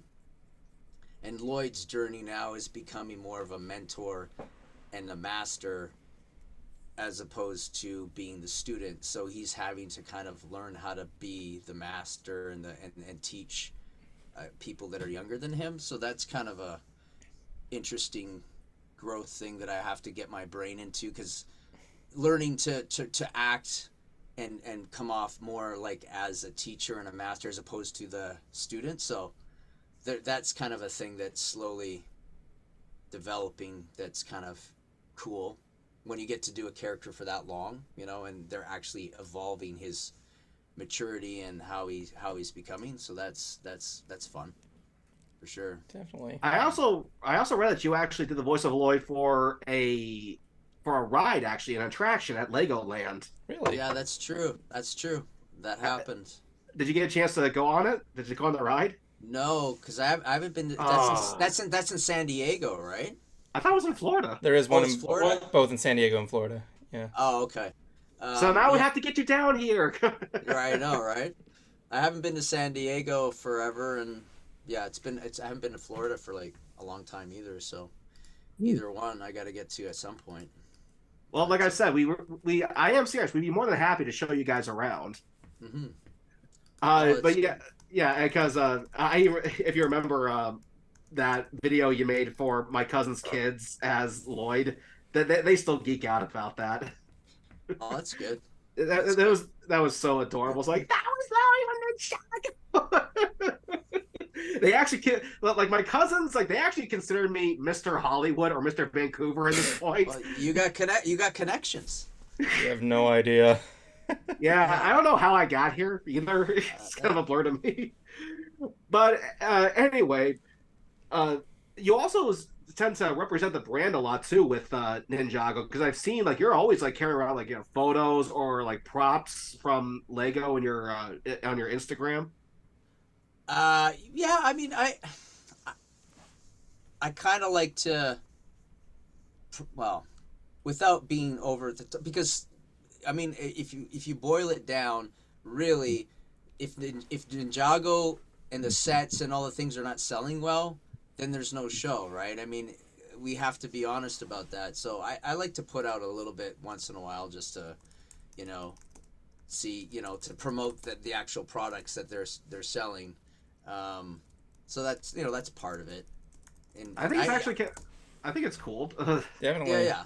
I don't like to hit it over the head too much, but I also think it's cool because I still geek out when I see stuff that I'm a part of, and I go like there was I think I was in Texas, and I went into an H&M, and they had little, and it was like, it's not my size. They were little Lloyd pajamas, like the Lloyd like ninja outfit pajamas. I was like, they don't have my size. But I took a picture of it, and I was like, yeah, this is cool. And I have right now I'm selling a lot of my older collection because I kind of want to change it up and I want to get into more vintage stuff, but it's also to create more space because I don't know if it's here, but I have like a bit of Ninjago stuff that I want to display more, but it's kind of packed away. Oh wow. So I have it there, but I don't have the room to Nice. I don't have the room to display it right now, so I'm kind of. Well, if you like, after the stream, we can if you send us a link to whatever you're selling them on, we'd be more than happy to spread it. Oh well, you know what? It's I live on Vancouver Island, and it's going to be a show in Victoria, which is the capital of our province, and it's fine. There's going to be good people there. I appreciate you wanting to plug it.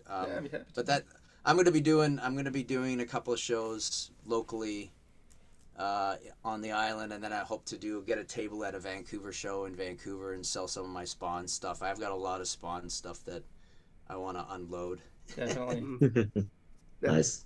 Now, Canada, like you guys seem to really pump out like a lot of animation content, but we don't really get a whole lot of it here in the States. Is there a show that you wish did like make it down here? Well, there was one show that we did that a lot of people loved, called Class of the Titans, and it was. I feel like I heard that show name before. Yeah, you can find it on YouTube now. But it was basically all the classic Greek mythological characters, but they were in modern times, and they were all. Each character in this class was a descendant. I had a character called Archie, who was the descendant of Achilles. Kirby Morrow played Jason, who was like a descendant of Jason and the Argonauts. And it was basically this class that fought typical bad guys from the Greek mythology as well, and it was done by Studio B, and it got I think it got shown in Canada and Australia, but not in the States. And I just thought I think it would have really resonated with a lot of people because it dealt with Greek mythology. The kids were like, they were cool. They had a good look. I liked the style of the animation. Yeah, it sounds I'm looking at it right now. Yeah, I'm looking at it right now. Vaguely like Clone High, I'd say, but it's also making me think of like the X-Men Yeah, show. X-Men Evolution a little bit maybe. Love that show. Yeah. That So one. it had that kind of style, and a lot of people who are into like Greek mythology and that kind of stuff, people who are into books, they liked it because it wasn't your typical action show. It had a little bit more interesting stuff that went back to, and you could learn about Greek mythology. It was a great kind of like, it was kind of cool. So that's a show that we did that I wish maybe got a little bit more play or some distribution down in the States. Absolutely. I mean, it seems like people are afraid of the E word, edutainment. Yeah. Like, we grew up with Carmen Sandiego. Like, what are you guys afraid of? I still can't. Yeah, come on. Magic School Bus. Exactly. But again, it's just the way it's portrayed and everything. If it comes off as just like, hey, did you know this blah blah blah blah blah happened here? Then it's just like, back to the show. No, All right, but Evan, yeah. All right, Evan, why don't you go next? Yeah, we're gonna go around through our final round of questions. My question here is, I heard you were also into music. Looking through your filmography here, you did some singing for some of the character. In this case, I believe one of them was Sonic the Hedgehog, and another one was a character by the name of Meatball from 44 Cats. Am I reading this right? That does not ring a bell. Well, I know you did a song as Russell from Littlest Pet Shop. Well, so much fun being fun. The first big experience that I had with singing in cartoons was really Sonic Underground. Oh yeah. Because I think this is how it went, but either Jaleel White, who was the voice of Sonic for that series, either he didn't sing or didn't want to sing. I'm not sure what it was. So they decided to cast the singing voice of Sonic, and I got cast as Sonic for all the songs. So that was an experience to just go in the studio and like I'd have to learn the song, and then I'd go in and record and sing it, and that was fun because every episode it was a different. I mean, we were kind of like rock and roll underground punkers, but the style of music was always different. Sometimes it would be rock, sometimes it would be more pop. So it was always different, but it was just a good experience to do that, and it gave me a little experience. Eventually, when My Little Pony rolled around, and I was doing the Flim Flam characters for My Little Pony, and the songs that Daniel Ingram wrote for My Little Pony, that was a good experience. And then he did a lot of songs as well for Littlest Pet Shop. Oh, yeah. So I sang a few songs in Littlest Pet Shop as well, which was good experience. Yeah, I liked Russell's song because it was a ska song, and there is some ska songs that I do like. It's a very very fun texture of music. Yeah, well, Daniel, the composer, he's so talented. Like he could take any. Like I was just amazed how he could take any genre of music, and he would just come up with a song in that genre and just be like, it was just so perfect. Oh yeah, without a doubt. Very talented person. Mm-hmm. Yeah. All right, Jablonski, why don't you go? As for sticking with music, what would you say is probably your favorite musician? Boy, musician. Oh man, that's a tough one. I know you like the Beatles because I saw you singing one of their songs. Yeah, I've been through the whole gamut of musical flavors, like growing up, like as a kid. I would listen to Elvis, and then as I got older, I got into the whole '60s rock thing. I went through a whole phase of that. You know, the Doors and all the '60s stuff. And then when I was in high school, I became a skateboarder, so I got into all the skate punk stuff. Like I went through that from through the all these 80s. different phases. Yeah, so I was listening to like Suicidal Tendencies and Corrosion of Conformity and Dead Kennedys and all this stuff from like that was my like, you know, and then it was like, yeah, I just went through this whole thing, and now I'm more like, I like to listen. I listen to, well, now it's weird because now I'm actually going to thrift stores and buying CDs again because I have a CD player in my car. So it's like, I it's just so weird. I'm going, we're like, oh my gosh, Red Hot Chili Peppers. I'm gonna grab that, you know, for $1. So I'm playing, you know, like, Yeah, that's my CD collection. oh, there you go. It's actually short. It's actually smaller than I thought it would be, Cruiser. Honestly. The shelves are bending. What are you talking about? There you go. So now I've got a small CD collection of music, and it's yeah, I don't know. I'm going back in time now. Like I found this little TV set with a built-in VHS player, and I said I have to buy this. I have to buy this because it's compatible with, like, if I wanted to get a ColecoVision or my old school gaming system, yes. I could hook it up. So now it's like my wife and I are like, I'm going and finding every single Disney movie on VHS to have a collection of videos. So Nice. So before we go to bed, it's like putting in a VHS of a Disney movie and watch that before we go to bed, and it's just like, That's romantic right there, man.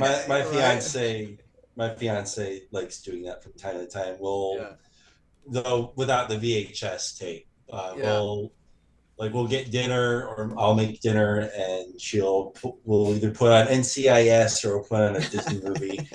And then only for like about maybe a half hour later, she's pumped out one. Well, that's us too. It's like we watch it in like 15, 20-minute increments at tops because I'll literally be like. And so I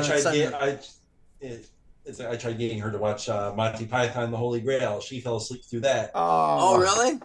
My wife, when she never watched. Well, growing up in Mexico, she didn't know anything about Monty Python. So it was kind of fun for me because I got to be like, oh, you got to see this, you got to see this.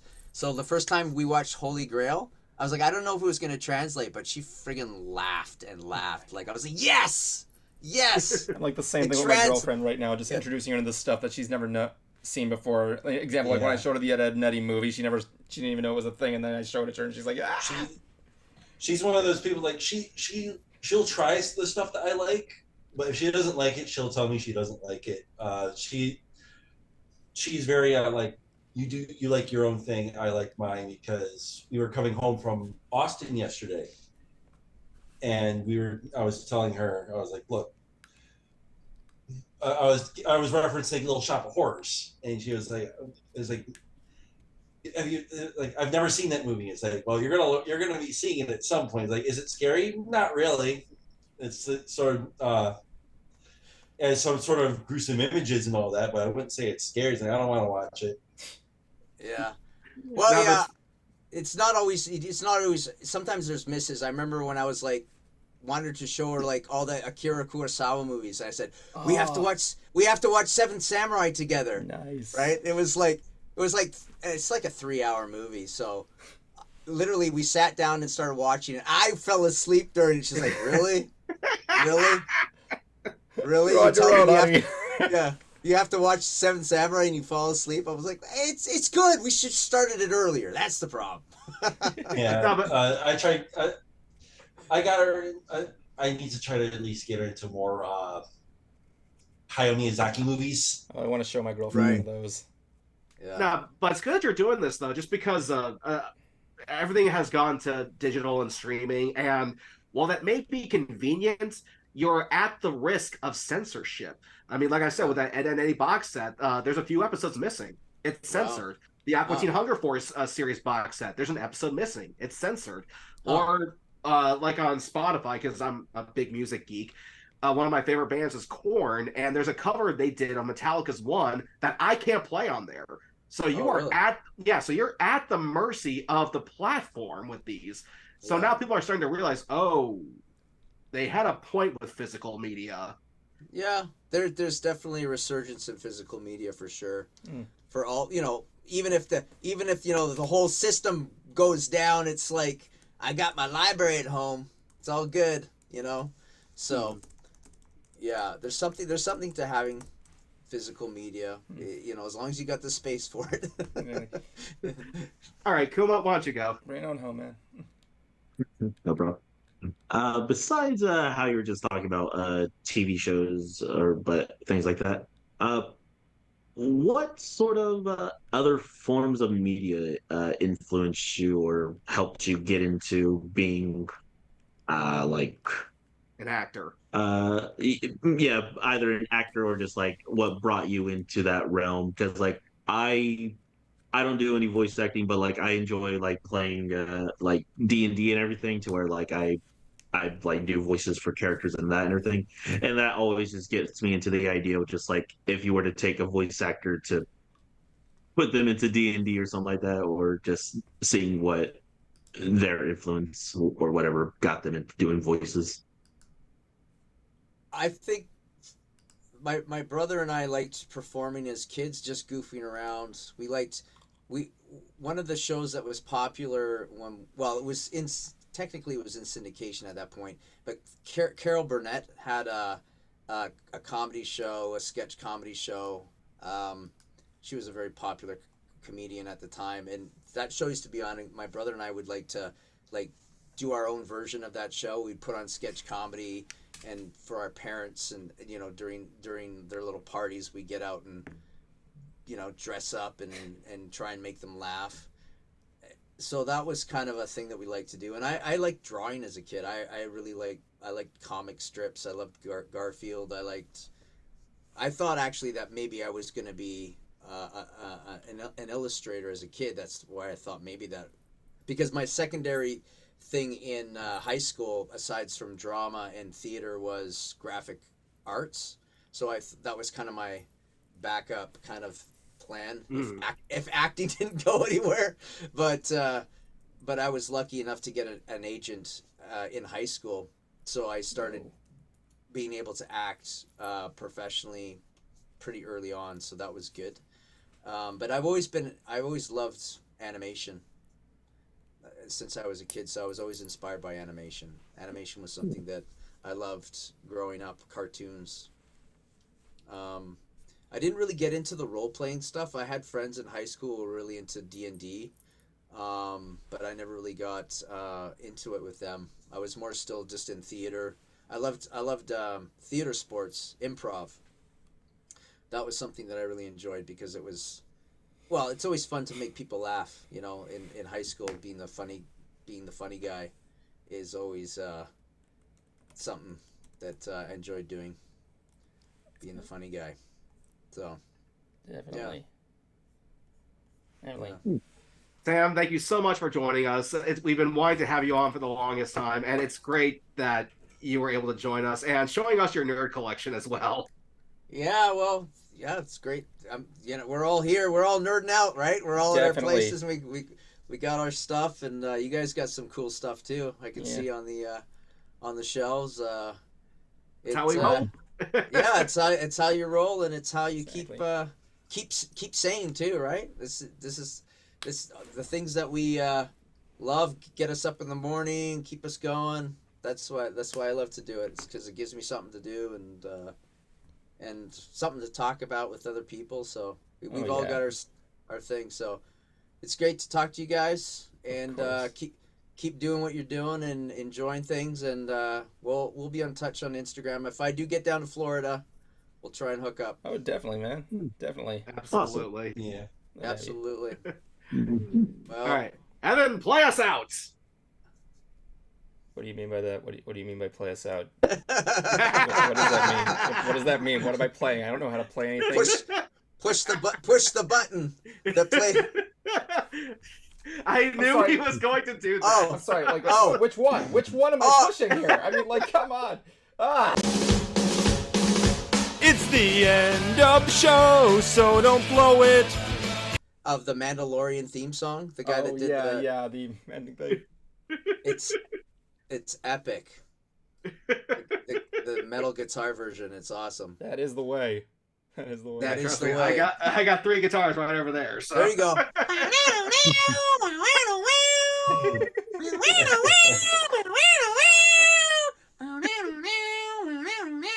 Anyway, I gotta remember to rip out that audio so I can make it a future credit song. yeah.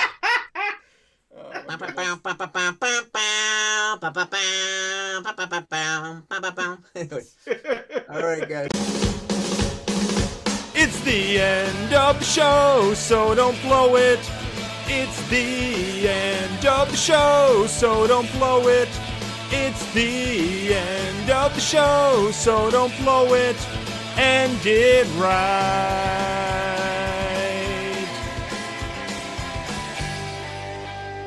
My life is a bacon-wrapped hell on earth.